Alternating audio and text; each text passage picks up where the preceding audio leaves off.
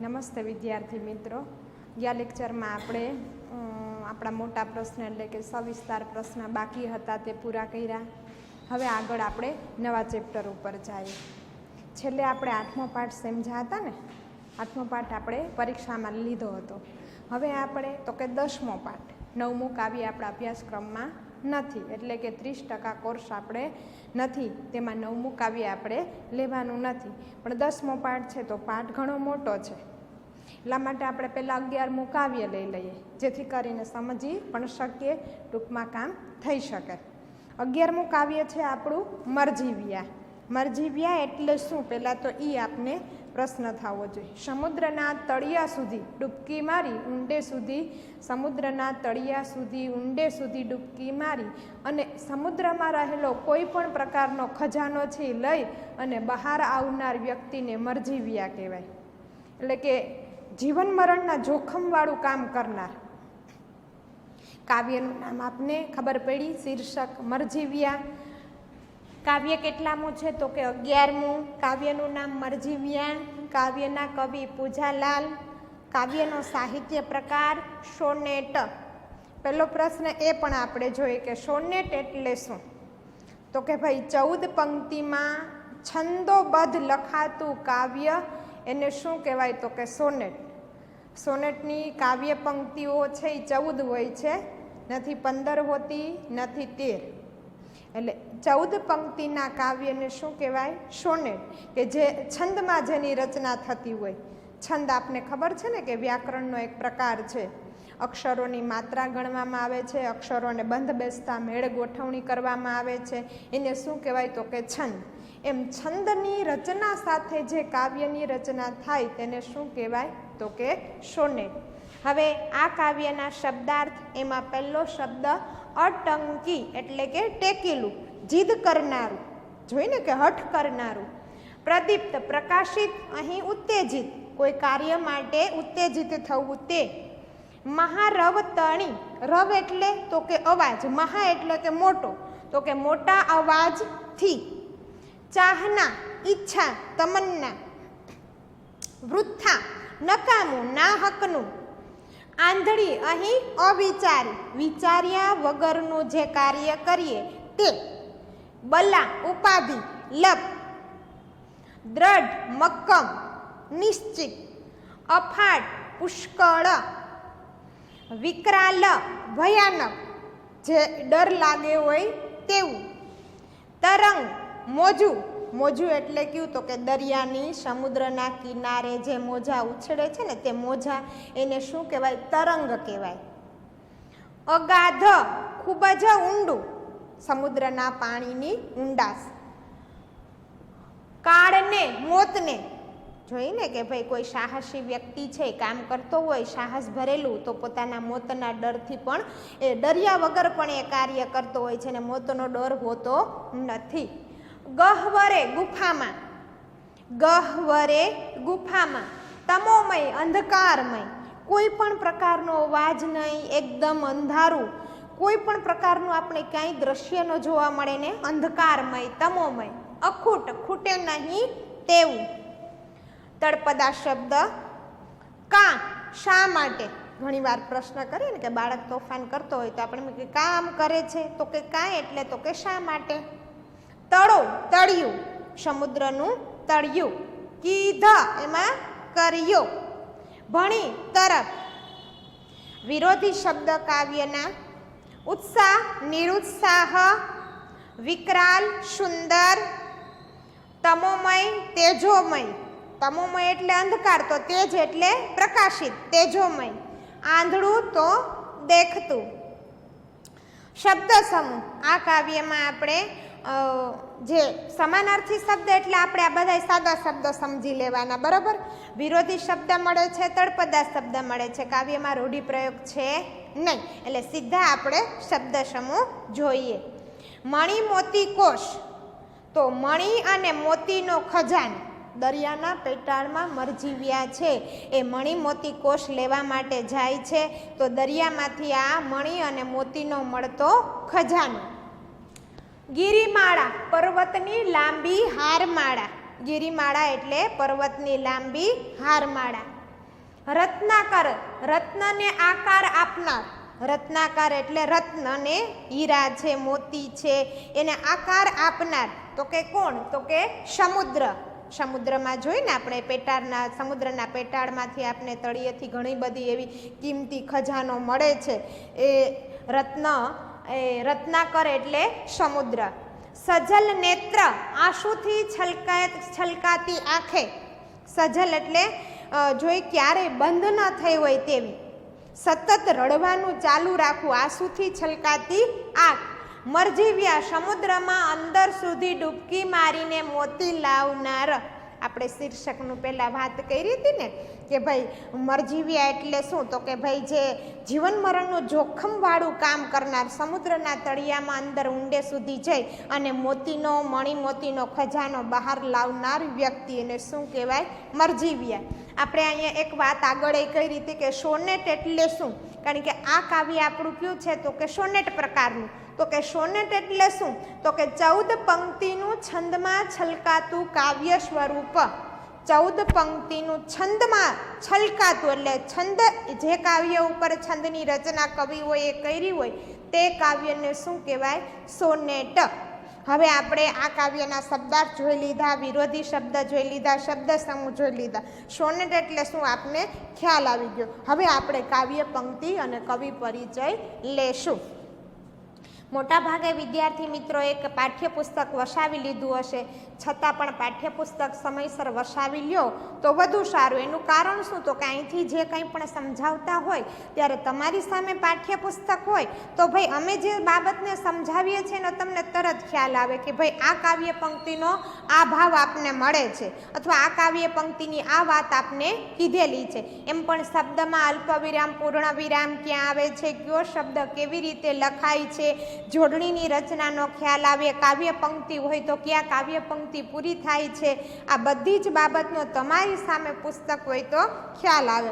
એટલે ખાસ કરીને આપણે સમજતી વખતે જે કાંઈ પણ કાવ્ય છે, પાઠ છે, તમને સમજાવીએ છીએ ત્યારે સમજતી વખતે તમારી સામે પુસ્તક હોય તો તમને એ બાબત છે વધારે સહેલાઈથી સમજાય. આપણે પહેલાં કવિ પરિચય જોઈએ. કાવ્યના કવિનું નામ છે પૂજાલાલ. પૂજાલાલનું પૂરું નામ પૂજાલાલ રણછોડદાસ દલવાડી. વતન આણંદ જિલ્લામાં આવેલું છે. પૂજાલાલના નામથી સાહિત્ય કૃતિઓ લખેલી છે. તેઓ કવિ તરીકે જાણીતા છે. તેમણે 1926થી શ્રી અરવિંદ આશ્રમ પોંડિચેરીમાં વસવાટ કર્યો હતો. પારિજાત, પ્રભાત ગીત, શ્રી અરવિંદ વંદના, શ્રી અરવિંદ મહાપ્રભુ, સાવિત્ર પ્રશસ્તિ વગેરે કાવ્ય ગ્રંથોમાં શ્રી અરવિંદ દર્શનના અને અધ્યાત્મ ભાવના કાવ્યો છે. તેમણે પ્રદેશ પ્રેમ અને રાષ્ટ્રપ્રેમના કાવ્યો પણ લખેલા છે. ગુર્જરી એ તેમનો સોનેટ કાવ્યનો સંગ્રહ છે. જો ગુર્જરી છે એ કાવ્ય સંગ્રહ એટલે કે પુસ્તકનું નામ છે. સોનેટ પ્રકારના કાવ્ય તેમાં લખેલા હોય છે. તેમણે બાળ કાવ્યો અને કિશોર કાવ્યો પણ લખેલા છે. જો સોનેટ કાવ્ય દરેક કવિઓ પોતાના કાવ્યની સોનેટમાં રચના કરી શકતા હોતા નથી. સોનેટ ની રચના જે કવિ કરતા હોય એમ આ પૂજાલાલ છે એ આખા સોનેટ પ્રકારના કાવ્યનું એક ગુર્જરી નામનું પુસ્તક પણ રચેલું છે. આગળ આપણે કાવ્યનો ભાવ પહેલા પેરેગ્રાફ, બીજા પેરેગ્રાફમાં પહેલો છે તે જોઈ લઈએ. મરજીવ્યા સોનેટ સ્વરૂપની કાવ્ય રચના છે. સોનેટ 14 પંક્તિનું છંદમાં લખાતું કાવ્ય સ્વરૂપ છે. સમુદ્રમાં મોતી લેવા માટે જતી વ્યક્તિઓને મરજીવ્યા કહેવાય છે. કારણ કે અગાધ સમુદ્રમાં મોતી લેતા મૃત્યુનું પણ જોખમ હોય છે. માટે અગાધ સમુદ્ર, ગાઢ, ઊંડો સમુદ્રમાં મોતી લેવા માટે મૃત્યુનું જોખમ છે. એને મરજીવ્યા કહેવાય છે. પ્રસ્તુત કાવ્યમાં ડર્યા વગર, અટક્યા વગર ઉત્સાહથી સમુદ્ર તરફ આગળ વધતા મરજીવ્યાનું વર્ણન છે. પ્રિયજનોની આંખમાં આંસુ છે પણ મરજીવ્યા એમ વાર્યા વળે એવા નથી. એ દ્રઢ નિશ્ચયી છે. અફાટ અગાધ વિકરાળ સમુદ્રમાં એ મોતી લેવા પ્રવેશે છે. મૃત્યુની મુખોમુખ થઈને મોતી લઈ બહાર આવે છે. ત્યાં સોનેટ પૂરું થાય છે. જીવનમાં જે દ્રઢ નિશ્ચયી રહીને સાહસ કરે છે એને જ મોતીરૂપી ફળ મળે છે. એ ભાવ આ સોનેટ દ્વારા વ્યક્ત થયો છે. કાવ્યનો ભાવ આપણે જોયો. હવે દરેક કાવ્ય પંક્તિનો ભાવાર્થ આપણે સમજીશું, એટલે કે દરેક કાવ્ય પંક્તિ સમજીશું. કાવ્યની શરૂઆતની પહેલી પંક્તિ જોઈએ. શું કીધું છે? તો કે સમુદ્ર ભણી ઉપડ્યા કમરને કસી રંગથી અટંક મરજીવ્યા ડગ ભરંત ઉત્સાહના. સરસ વાત કરી છે. શું કીધું છે? અટંક એટલે હઠીલા અથવા જીદીલા. મરજીવ્યા એટલે કે તો કે સમુદ્રના તળિયા સુધી જઈ અને મણિમોતીનો ખજાનો બહાર લાવનાર વ્યક્તિ. હઠીલા મરજીવ્યા ડગ ભરંત. ડગ એટલે કે ડગલું અથવા પોતાનો પગ આગળ મૂકવો, ડગલું ભરવું, કાર્ય માટે આગળ જવું. ઉત્સાહ એટલે હરખ અથવા આનંદ. તો કે મરજીવ્યા શા માટે તૈયાર થયા છે? તો કે સમુદ્રમાં મણિમોતીનો ખજાનો લેવા માટે ઉત્સાહથી આનંદથી આગળ ડગલું ભરે છે. સમુદ્ર ભણી. સમુદ્ર એટલે દરિયો, સાગર. સમુદ્ર ભણી એટલે તરફ. ઉપડ્યા એટલે જાય છે, ત્યાં સમુદ્ર તરફ જાય છે. કમરને કશી રંગથી. કમર કશવી એટલે ખૂબ શક્તિ ભેગી કરવી. જોઈને કોઈ પણ કાર્ય કરવા માટે આપણી પાસે શક્તિ ન હોય, કાર્ય કરવું હોય પણ આપણી પાસે હિંમત કે તાકાત ન હોય તો એ કાર્ય કરવામાં આપણે ક્યારેક સફળ પણ થાય અને નિષ્ફળ પણ થાય. એ કાર્ય કરવા માટે આપણે શું કરવું પડે? તો કે માનસિક અને શારીરિક બંને શક્તિ આપણે એકત્રિત કરવી પડે તો એ કાર્યમાં આપણે સફળ થાય. એટલે કમરને કશવી એટલે ખૂબ સરસ રીતે તાકાત એકઠી કરવી, હિંમત ભેગી કરવી. રંગથી એટલે આનંદથી. ફરી પાછી બે જ કાવ્ય પંક્તિની વાત કરી દઉં, ભાવાર્થ કહી દઉં. શું કીધું છે? જો પહેલી પંક્તિ છે એનો ભાવાર્થ છેલ્લે જશે અને બીજી પંક્તિનો ભાવાર્થ પહેલું થશે. એટલે કે પહેલી પંક્તિથી શરૂઆત છે. વાત શું કહી દીધો કે ભાઈ હઠીલા મરજીવ્યા છે ને એ ડગલું ભરે છે સમુદ્ર તરફ. કેના તરફ ડગલું ભરે છે? તો કે સમુદ્ર તરફ. ઉપડ્યા કમરને કસીને, ખૂબ શક્તિ તાકાત એકઠી કરીને, ઉત્સાહથી, રંગથી, આનંદથી મરજીવ્યા છે એ સમુદ્ર તરફ પોતાનું ડગલું ભરે છે ખૂબ ઉત્સાહ અને આનંદથી. એટલે કે હિંમત હારીને આગળ વધતા નથી. આ પહેલી બે કાવ્ય પંક્તિ. એના પછીની બે કાવ્ય પંક્તિ. પ્રદીપ્ત નયનો અગાધ બળ ઉભરે અંગથી મહારવ તણી દિશા પર ઠરી બધી ચાહના. પ્રદીપ્ત એટલે ઉત્તેજિત, પ્રકાશિત થવું. નયનો એટલે આંખ. જોઈને કે કોઈ પણ બાબત છે, કોઈ પણ કાર્ય કરવા માટે આપણી આંખમાં આપણા ચહેરાની ચાળી કોણ ખાય છે? તો કે આંખ. આપણા તરફ દ્રષ્ટિ કરે તો આપણા આંખ સામું જોવે ને ત્યાં ખ્યાલ આવી જાય કે ભાઈમાં કેટલું તેજ છે. એ રીતે એની આંખો ઉત્તેજિત, પ્રકાશિત થઈ છે. શેના માટે? તો કે સમુદ્રના તળિયા સુધી મણિમોતીનો ખજાનો લાવવા માટે.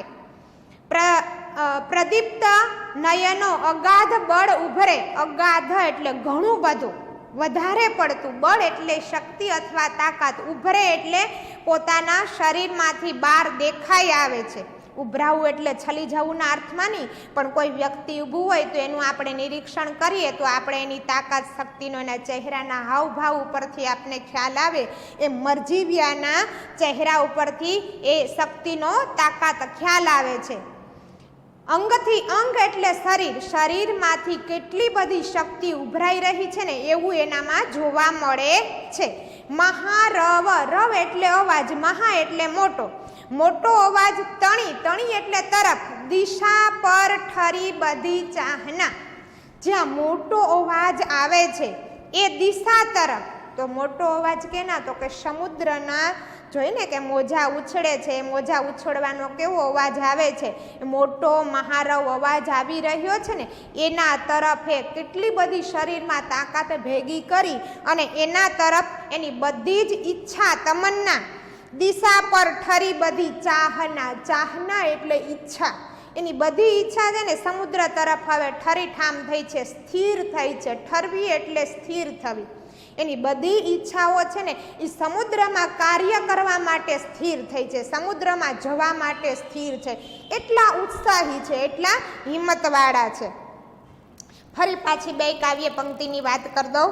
પ્રદીપ્ત નયનો અગાધ બળ ઉભરે અંગથી. પ્રદીપ્ત નયન એટલે ઉત્તેજિત આંખોથી શરીરમાંથી અગાધ બળ બહાર દેખાઈ આવે છે અને મોટા સમુદ્રનો અવાજ આવી રહ્યો છે. એવા અવાજ તરફ એ દિશા તરફે જવા માટે તૈયાર થયા છે. નવી પછીની બે કાવ્ય પંક્તિ જોઈએ. ડરિયા પ્રિયજનો બધા સજલ નેત્રે આડા ફર્યા, શિખામણ દીધી વૃથા જીવન વેડફો કા ભલા. જો કેટલી સરસ કવિએ વાત કરી છે કાવ્ય પંક્તિમાં. ડરિયા પ્રિયજનો, આપણા પરિવારના સભ્ય, તમે કોઈ એવું સાહસિક કાર્ય કરવા જાઓ તો માતા પિતા છે અથવા પરિવારના સભ્ય છે, બહેન ભાઈ પત્ની, તો શું કરે છે? તો કે તમે આવું કાર્ય નહીં કરી શકો તો, અથવા તમને કંઈ તકલીફ થશે તો, તમને મૃત્યુ આવશે, એવા ડરથી આપની કાર્યમાં રોકે છે. એટલે પ્રિયજનો ડરી ગયા. કોના? તો કે મરજીવ્યાનો. એને એમ થયું કે મરજીવ્યા છે જે વ્યક્તિ છે સમુદ્રના તળિયે જશે અને માતા પિતાને એમ થયું કે મારો દીકરો પાછો નહીં આવે તો, એટલે એ લોકો ડરી ગયા છે. ડરીને શું કહે છે? બધા સજલ નેત્રે આડા ફર્યા. સજલ નેત્ર એટલે આંસુથી ભરેલી આંખ. એ બધા રડતા રડતા મરજીવ્યાની આડા ફરે છે. પોતાના પુત્રને સમુદ્રના તળિયા સુધી નથી જવા દેવા. શા માટે? તો કે મૃત્યુનો ભય છે, એટલા માટે. આ સાહસ ભરેલું, હિંમત ભરેલું કામ છે, એટલા માટે. કદાચ એમાં સફળ થાય પણ ખરા, ન પણ થાય. એટલે પ્રિયજનો છે, ઘરના પરિવારના સભ્ય છે, આડા ફરે છે, જવા દેતા નથી. શિખામણ દીધી. પ્રિયજનોએ, ઘરના સભ્યોએ મરજીવ્યાને શિખામણ દીધી. વૃથા જીવન વેડફો કા ભલા. વૃથા એટલે નકામું, ખોટું. તમે તમારું જીવન છે એ નકામું વેડફી રહ્યા છો.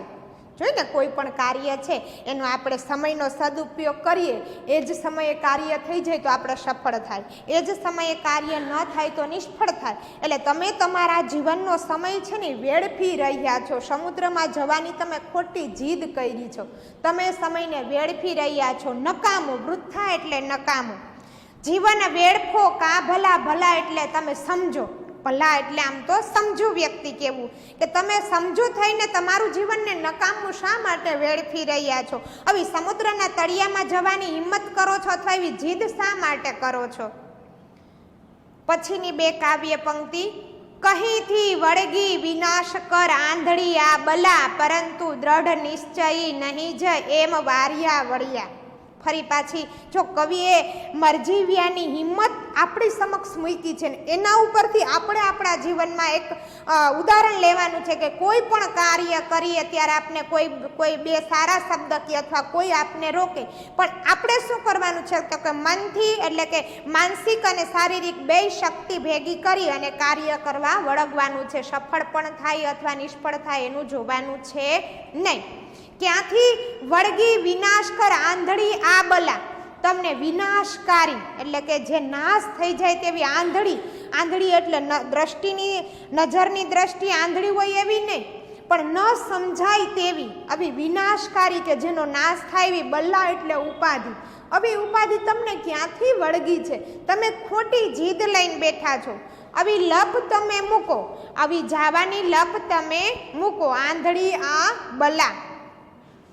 પરંતુ દ્રઢ નિશ્ચયી નહીં જ એમ વાર્યા વળ્યા.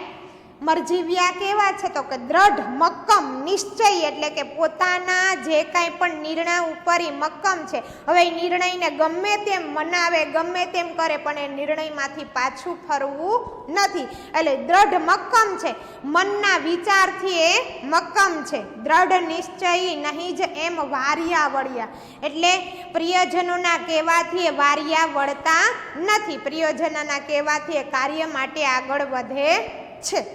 આપણે એ પછીની બે કાવ્ય પંક્તિ લઈએ. ગયા ગરજતા અફાટ વિકરાલ રત્ના કરે, તરંગ ગિરિમાળા શા હૃદય ઉપરે આથડિયા. ફરી પાછી કવિએ એ જ વાત કરી કે ભાઈ એ તો હઠીલા હતા મરજીવ્યા, એટલે હવે પ્રિયજનોના કહેવાથી રોકાતા નથી, એ તો આગળ વધે છે. ગયા ગરજતા, ગરજતા એટલે ગર્જના કરતા, સમુદ્રના જે મોજા કિનારા તરફ અથડાય છે અને જે હલેસાનો જે પાણીનો જે અવાજ આવે છે એ ગર્જના છે, એના તરફ આગળ વધ્યા, સમુદ્ર તરફ આગળ વધે છે. અફાટ વિકરાલ રત્ના કરે, અફાટ એટલે વિશાળ, વિકરાલ એટલે ભયાનક, રત્ના કરે એટલે સમુદ્ર, મોટા ભયાનક સમુદ્ર તરફ આગળ વધે છે. આપને ખબર છે કે ભાઈ દરિયાનું સ્વરૂપ આપણે જોઈએ છે તો જોતા જ ઘણી વ્યક્તિને ડર લાગતો હોય છે ને કે ભાઈ એમાં અંદર પડવું એ તો જીવ મરણને તોલે કાર્ય કરવું બરાબર છે. એમાંથી તો જે જીવ જાય એમાં અનુભવી સાહસી હોય, મરજીવ્યા હોય, એમાં કાર્ય કરતા હોય તો એમાંથી બહાર નીકળી શકે, નહીંતર સામાન્ય વ્યક્તિનું કામ છે નહીં. તરંગ ગિરિમાળા શા હૃદય ઉપરે આથડિયા, તરંગ એટલે સમુદ્રના મોજા. જોઈ ને ઘણી વાર કે પણ કોઈ પણ કાર્ય છે કરવા માટે આપણે સમુદ્રનું જે કિનારા તરફ છે એ કાર્ય કરીએ છીએ તો પ્રથમ સાહસથી જ આપણે ઘણું બધું જોખમ સાથે કાર્ય કરવું પડતું હોય છે. તરંગ ગિરિમાળા શા હૃદય ઉપરે આથડિયા, ગિરિમાળા એક પર્વત, એની બાજુમાં બીજો પર્વત, એની બાજુમાં સળંગ પર્વતોની હારમાળા, એને ગિરિમાળા કહેવાય. શા હૃદય ઉપરે આથડિયા, જેમ પર્વતની સાથે સમુદ્ર ભટકાય ને એમ એ જ રીતે એ મોજા છે ને સમુદ્ર એ મરજીવ્યાના હૃદય સાથે ભટકાણા, અથડાણા. પર્વત સાથે સમુદ્રના મોજા ભટકાઈને કેવો અવાજ આવે છે, એવા મોજા છે ને મરજીવ્યાના હૃદય સાથે ભટકાણા. હૃદય સાથે ભટકાવું એટલે તો કે હૃદયમાં તો આપણે ખબર છે કે લાગણી છુપાયેલી હોય, તો એ લાગણી છુપાયેલી છે એની સાથે નરમ સામે કડકતા ભટકાણી. હઠિયા ન લવ તોય સાહસિક સર્વ કૂદી પડ્યા. હઠિયા નહીં, હટવું, હઠિયા એટલે પાછળ હટી જવું, લવ એટલે જરાક પણ, લવ શબ્દ અહીંયા આપણે થોડું પણ, જરાક પણ, મરજીવ્યા જરા પણ પાછા હૈઠા નહીં, પાછા પડ્યા નહીં. તોય સાહસી સર્વ કૂદી પડ્યા, અને જરાય પાછા પડ્યા વગરના સાહસિક મરજીવ્યા સમુદ્રમાં કૂદી પડ્યા. સમુદ્રમાં અંદર જળમાં, પાણીમાં જાય છે. અગાધ જળમાં પ્રવેશ કીધ કાળને ગહવરે. કેટલી સરસ, અગાધ ઊંડું, વધારે પડતું ઊંડું પાણી હોય ને અગાધ કહેવાય. અગાધ સમુદ્રમાં, સમુદ્રના તળિયાની આપને કોઈને ખબર છે નહીં, ખૂબ સમુદ્રનો પેટાળ ખૂબ ઊંડો છે. જોઈને આપણે કે સમુદ્રમાં કેટલું ઊંડું પાણી છે ને માપી શકાય નહીં, એવા ઊંડા પાણીમાં એ પડે છે. પ્રવેશ કીધ, પ્રવેશ એટલે અંદર પ્રવેશ્યા. કાળને ગહવરે, કાળ એટલે મૃત્યુ, મોત, ગહવરે એટલે ગુફામાં, કાળની ગુફામાં જાય છે, મૃત્યુની ગુફામાં એ અંદર જાય છે. ખુંધ્યા મરણના તમોમય તળો અને પામિયા અખૂટ મણિ મોતી કોષ લઈ બહારે આવ્યા. ખુંધવું એટલે સાહસથી આગળ વધવું, ખુંધવું એટલે સાહસથી આગળ વધવું. એ અંદર જોઈએ કે સમુદ્રની તળિયાની અંદર તરતા તરતા કોઈ પણ કાર્ય માટે જાય છે, એમાં સફળ થવા માટે એ બાબતને ધ્યાનમાં લઈ અને એને લઈને બહાર આવવું. મરણના તમોમય તળો, તળો એટલે તળિયું, તો કે કેનું, તો કે સમુદ્રનું. મરણ એટલે મૃત્યુ ને તમોમય એટલે અંધકારમય. સમુદ્રના તળિયામાં અંદર ઊંડા જાય છે એ મરણ સ્વરૂપ તળિયા સુધી જાય છે, અંધકારમય તળિયા સુધી પહોંચે છે. અને પામિયા એટલે પ્રાપ્ત કર્યા, અખૂટ મણિમોતી કોષ લઈ બહારે આવ્યા. અખૂટ એટલે ખૂટે નહીં તેવું, મણિમોતી એટલે મોતી અને મણિ, હીરાનો કોષ એટલે સમૂહ અથવા ખજાનો એ બહાર લઈને આવે છે. કોણ? તો કે મરજીવ્યા છે. એના ઉપરથી આપને શું કાવ્યમાં કહે છે કે તમે કોઈ પણ કાર્ય કરો છો તે હિંમત અને તાકાતથી કરો તો એ કાર્યમાં તમે પણ સફળ થાવ, નહીતર એ કાર્યમાં સફળ થઈ શકીએ નહીં.